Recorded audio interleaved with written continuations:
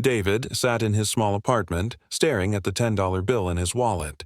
It was all he had left until payday. His daughter, Lily, was asleep in the next room, her stuffed bunny tucked under her arm. Raising her alone after his wife's passing had been a challenge, but David always found a way. Tonight, though, was different. He had agreed to go on his first date in years, a blind date arranged by a friend who swore the woman was kind, genuine, and worth meeting. He hesitated. $10 wouldn't cover dinner, not even a movie. But then his eyes fell on a small flower stand by the corner store. A simple gift, something thoughtful. He took the bill, walked over, and bought the most delicate bouquet he could find. Tiny daisies wrapped in brown paper. It wasn't much, but it was all he could offer. The restaurant was warm, softly lit, the kind of place where people lingered over wine. David walked in nervously, clutching the flowers. He had worn his best shirt, though it was a little worn at the cuffs. He reminded himself this was just a chance to meet someone new, nothing more. Then he saw her. Emma. She sat at the table by the window, her posture graceful, her smile warm the moment her eyes found his. She wasn't wearing layers of jewelry or flashy designer clothes, just a simple navy dress. When David handed her the bouquet, her face softened in surprise. "For me?" she asked, her voice carrying a note of wonder.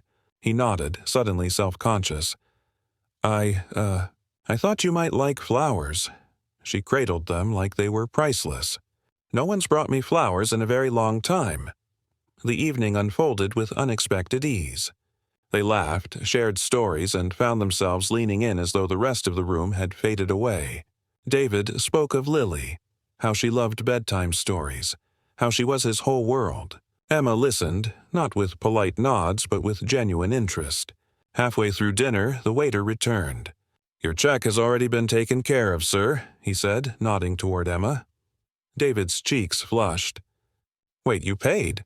I was going to—" Emma smiled gently. "Please, let me. Tonight's on me." He didn't argue. He couldn't. Relief and embarrassment tangled inside him. Still, the night felt perfect. But just as they walked out of the restaurant, David noticed something. A sleek black car pulled up to the curb. A driver stepped out holding the door open. Emma's expression flickered for a moment, like a secret had slipped. David stopped. "That's your car?" She hesitated, then nodded. "David, there's something you should know."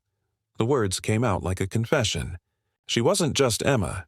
She was Emma Carlisle, the CEO of one of the fastest-growing tech companies in the country.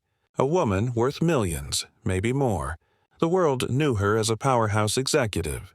But tonight she had wanted to be seen simply as herself. David froze, the bouquet still in her hand. He felt out of place suddenly, like a man standing in a life that wasn't meant for him. I didn't know," he stammered. Emma stepped closer, her voice steady but tender. "That's the point. You didn't know and you still brought me flowers. Do you have any idea how rare that is?" The moment hung between them, fragile yet powerful. Emma held his gaze. "I've met people who wanted deals, access, money, but you spent what little you had on a gesture that meant everything. That's worth more than any fortune I own." David swallowed hard, his chest tight. For the first time in years, he felt seen. Not as a struggling single father, not as a man barely getting by, but as someone who still had something real to give. As the driver waited, Emma slipped her hand into his. The daisies rustled softly between them. The simplest gift in the world, yet the one that would change everything.